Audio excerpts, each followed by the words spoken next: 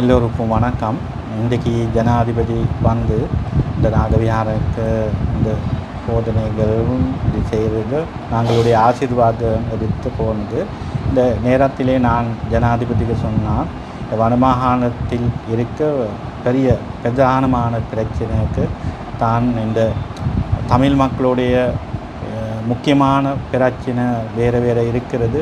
இதில் நான் சொன்னது இந்த தைட்டி திஸ்ஸவிஹார பிரச்சனை சுருக்கமாக பொதுமக்களுடைய காணி ரிலீஸ் பண்ண வேணும். இதையும் நாங்கள் ஜனாதிபதிக்கு சொல்லியிருக்கிறது. அடுத்த விஷயம் வந்து இலங்கை இது போதவத்து சரியான பிரச்சனை தான். இதெல்லாம் சுருக்க இது எல்லாம் இலங்கை இந்த யூத் மக்களுடையது பிரச்சனை மாதிரி இந்த ஜொப் வேறு வேறு ஜொப் மாதிரி இது வடமாகாண பிரதேசத்தில் ஃபேக்ட்ரி மாதிரி சரி பண்ணி அந்த மக்களுடைய பிரச்சனை செய்ய வேணும், சுருக்க செய்ய வேணும் மாதிரி. அடுத்த விஷயம் வந்து இலங்கை எல்லாம் மக்களுடைய வேறு வேறு குலப்படி மாதிரி பொலிட்டிக்காக்களும் வேறு வேறு நடக்கிறது தான் சின்ன பிரச்சனை.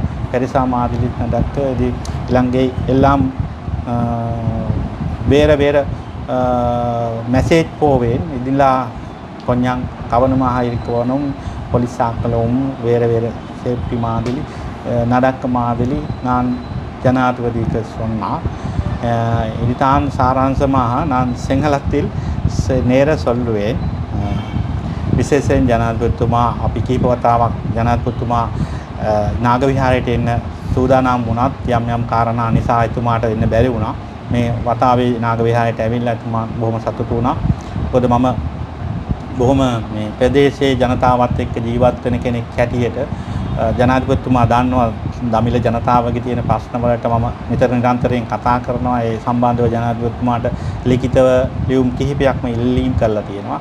ඉතින් ඒ ජනතාවගේ ප්‍රශ්න අපි ජනාධිපතිතුමා අතරට යන්න සංනිවේදනය කරන්න අපි ගොඩක් මම හිතන්නේ ඇමතිතුමාලා කිහිප දෙනෙකුත් හිටියා, පොලිස්පතිතුමාත් හිටියා. ඒ හැම දෙනාටම පිළිලීම් කරා. මේ දමිළ ජනතාවට තියෙන ප්‍රධාන ප්‍රශ්නේ තමයි භාෂාමය ප්‍රශ්නය. ඒ භාෂාවලට හරිලන නිලධාරීන් පිරිසක් දාලා මේ ප්‍රදේශයේ තියෙන උග්‍රවන ගැටලු වලට කඩිනමින් විසඳුම් ලබා දෙන්න කියන එක. ඒ වගේම මේ ප්‍රදේශයේ යම් යම් අන්තවාදී ක්‍රියාකාරකම් කරන ජනතාව ඉන්නවා, යම් යම් දේශපාලන අරමුණුකින් කටයුතු කරන අය ඉන්නවා. ඒ අයට අපි ඉක්මනින් පියවර අරගෙන ජාතිවාදී විදියටවත් වෙනත් විදියේ ආගම්වාදී විදියටවත් මේ ප්‍රදේශය තුළ යම් ගැටුම්කාරී තත්ත්වයන් ඇති නොකරන ලෙසට ජනාධිපතිතුමාට අපි උපදෙස් දුන්නා. අනිත් එක තමයි අපි යම් විදියකින් ආගමක හෝ වෙනත් විදියේ ජාතික යම් ප්‍රශ්නයක් උලුප්පාලමින් ජාතිවාදයේ අවුස්සනවා නම්, ඒ නැත්නම් ආගම්වාදයේ අවුස්සනවා නම් ඒක මහා බරපතල ඛේදවාචකයක්. මොකද අපේ රට මං කිව්ව ජනාධිපතිතුමාට තමයි දැන් උඩ ගන්න පුළුවන්කම තියෙන්නේ. ඉතින් ඒක ඉක්මනට කරන්නට නම් මේ කවුරුත් එකමුතුව අපේ වර්ග ભેදයකින් තොරව දමිළ සිංහල මුස්ලිම් මේ හැමෝම එකමුතුව කටයුතු කරන්න පුළුවන් පරිසරයක් නිර්මාණය කරන්න සීළු අමාත්‍යාංශ හරහාත් මේ සංහිඳියාවට යම් වැඩපිළිවෙලක් කරන්න කියන එක. ඉතින් ඒ කටයුතු යටතේ එතුමන්ට අපි ඉල්ලීම් කරා මේ ප්‍රදේශයේ අපි බොහොම සාමකාමීව ජීවත් වෙනවා සියලු ජනතාව. අපේ සියලු සර්වාගමික නායකතුමන්ලා අනිකුත් සියලු දෙනාම අපිත් එක්ක අත්වැල් බැඳගෙන කටයුතු කරනවා. ඒ වගේම මේ පොඩි ප්‍රශ්න ඉක්මනින් निराකරණය කරන්න ජනාධිපතිතුමා කටයුතු කරන්නේ කියන ඉල්ලීම තමයි අපි සිහිපත් කරේ. ඉතින් ඒ කියන්නේ එතුමා බොහොම කාරුණිකව මතක් කරා ඉක්මනින්ම ඒ සඳහා පියවර ගන්නවා බවත්. ඉදිරියේදී එතුමාගේ සියලු කටයුතු එතුමාගේ පුජ්‍යලික ලේකම්තුමා හරහා ඉක්මනට කටයුතු කරලා මේවා ප්‍රශ්න ගැන සොයා බලනවා කියන එකත් දැනුම් දීලා තමයි එතුමන් බැහැරව ගියේ. ඒ පිළිබඳව තමයි මේ ඇවිල්ලා ජනාධිපතිතුමා අපිත් එක්ක சாக்கச்சாவ சித்த கரு நீங்கள் இந்த தையடி காணி சம்பந்தமாக காய்ச்சி நீங்கள் தானே ஜனாதிபதி வந்துட்டு ஜனாதிபதி என்ன பதில் சொன்னார்? ஜனாதிபதி சொன்னால் இது பொதுமக்களுடைய காணி சுருக்க ரிலீஸ் பண்ண முடியும், இதில் தான் செய்ய வேணும் மாதிரி தான் ஜனாதிபதி சொன்னார். இதில் கொஞ்சம் கொஞ்சம் வேறு பிரச்சனை மாதிரி இருக்கிறதான் இந்த இந்த பிரதேசத்திலும் இது காணி எல்லாம் பொதுமக்களுடைய காணி சர்ச் பண்ணி இதெல்லாம் பீகாரில் பக்கத்தில் இருக்க மக்களும் இந்த காணி உரிமை இருக்கு மக்களும் டிஸ்கஸ் பண்ணி இது சுருக்க ஆக்ஷன் எடுக்க வேணும் மாதிரி தான் சொல்லுங்கள். எவ்வளோ நேரம் சந்திப்பு நடந்தது? இந்த மாதம் 20ஆம் தேதி எல்லாம் மீட்டிங் நடக்கிறது. சரி, பொதுமக்களுடைய தைட்டி விஹாரில் பிரச்சனை. நான் போகலை, நானும் ஒன்றும் சம்பந்தம் இல்லை. நான் சம்பந்தம் வந்த பொதுமக்களுடைய பக்கத்தில் தான் நான் சம்பந்தம். இந்த காணியும் இந்த விஹார சம்பந்தம் இருக்க நைனத்திவ் சாமியும் இந்த திஸ்ஸ விஹார சாமிக்கு தான் சொந்த ஐத்தியம் இருக்கிறது. எனக்கு சம்பந்தம் இல்லை. நான் பொதுமக்களுடைய பக்கத்தில் தான் நான் சொன்னேன். நயனாதேவி விஹாராதிபதியும் போய் சந்திச்சிருக்கு ஜனாதிபதி. ஆமாம், இன்றைக்கு சந்தித்து. நான் கலாநிதி சிதம்பர மோகன், அகில இலங்கை தமிழ் பௌத்த காங்கிரசினுடைய தலைவர், இந்து பௌத்த ஒற்றுமைக்கான தலைவர். இன்றைய தினம் ஜனாதிபதி மாண்புமிகு ஜனாதிபதி அவர்கள் வடமாகாணத்தின் தன் விஜயத்தை முடித்துக்கொண்டு எங்களுடைய யாழ்ப்பாண நாகவிகாரைக்கு வந்திருந்தார்கள். நேற்றைய தினம் பாதுகாப்பு அமைச்சர் ஆனந்த வீரசேகர அவர்களும் வந்திருந்தார்கள். அவர்களுடன் நாம் கதைத்தோம். உண்மையாகவே இன்று இருக்கின்ற பிரச்சனையிலே எங்களுடைய வடமாகாணத்தில் இருக்கின்ற தையிட்டி திஸ்ஸவிகார பிரச்சனை மிகவும் வேகமாக போய்கொண்டிருக்கிற இந்த வேளையில் நாங்கள் சில விடயங்களை உண்மையாக சொல்ல வேண்டும். அந்த பிரச்சனையானது பௌத்தர்களுக்கும் இந்துக்களுக்குமோ அல்லது சிங்களவர்களுக்குமோ தமிழர்களுக்குமான ஒரு பிரச்சனை அல்ல.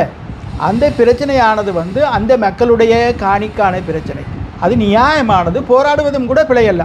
ஆனால் அரச காணி மீளப்பெறுதல் சட்டம் 87ஆம் ஆண்டு 7வது உபப்பிரிவின் படி பலாலியிலிருந்து குப்லான் வரைக்கும் அரச காணிகளாக அது மாற்றம் பெற்றிருக்கிறது. அது கடந்த கால அரசாங்கங்களுடைய வேலை திட்டங்களினால் ஒன்று அது அரச காணி, மறுபுறம் உயர் பாதுகாப்பு வலயம். ஆகவே இந்த காணிகளை விடுவித்தாலும் கூட அந்த அரசு காணி மீளப்பெறுதல் சட்டமும் உயர் பாதுகாப்பு வலயமாக பிரகடனப்படுத்தியிருக்கின்ற அந்த வர்த்தமான அறிவித்தலும் விடுவிக்காத வரைக்கும் இந்த மக்களுக்கெல்லாம் எவருக்குமே அங்கே காணி சொந்தமில்லை. ஆகவே இதனை செய்ய வேண்டியது இன்று அரசு காணி மீளப்பெறுதல் சட்டம் 87ஆம் ஆண்டு 7வது உபப்பிரிவின் படி பிரதேச செயலாளருக்கும் யாழ் மாவட்ட அரசாங்க அதிபர் பிரதீபன் அவர்களுக்குமே அந்த காணி சொந்தமானது.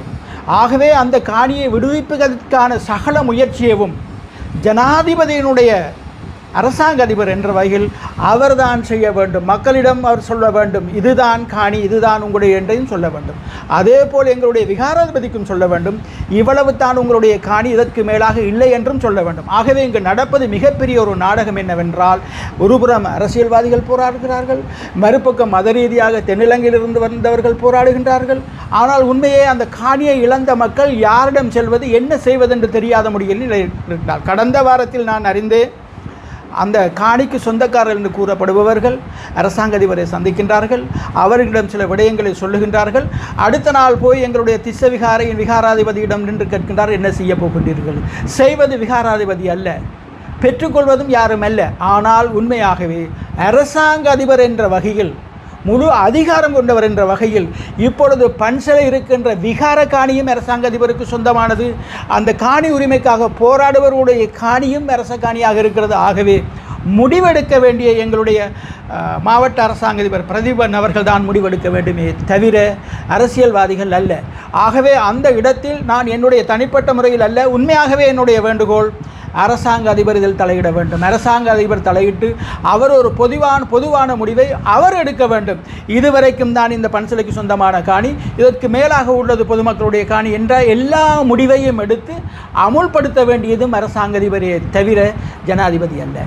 ஆகவே ஜனாதிபதி வார நேரம் மக்கள் முறையிடுவதும், ஜனாதிபதியுடன் அரசாங்க அதிபர் என்று செல்லுவதும், இங்கே இருக்கின்ற அமைச்சர்களுடன் ஒரு கருத்தையும் மக்களிடம் ஒரு கருத்தையும் சொல்லுவதல்ல அரசாங்க அதிபருடைய வேலை.